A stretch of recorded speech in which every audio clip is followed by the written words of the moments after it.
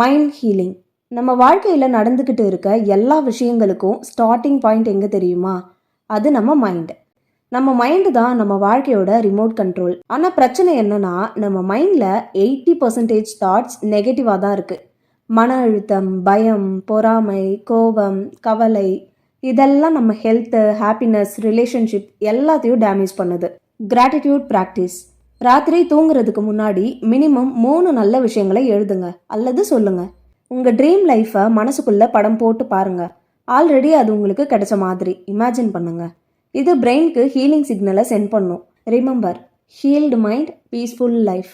உங்கள் மைண்டு காமாக இருந்தாலே வாழ்க்கையில் 50% ஹீலிங் ஆரம்பிச்சிடும். நம்ம மனசு காமாக இருந்தால் வாழ்க்கை பேலன்ஸ் ஆகும்.